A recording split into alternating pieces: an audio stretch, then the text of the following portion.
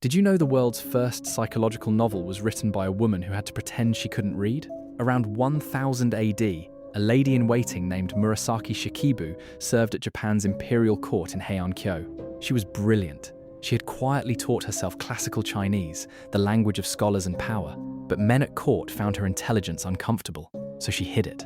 She performed ignorance to survive. And then she wrote 54 chapters, nearly 400 characters.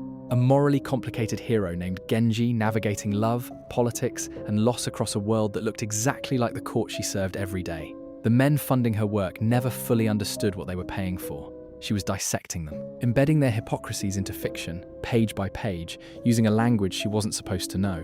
The tale of Genji became the foundation of world literature.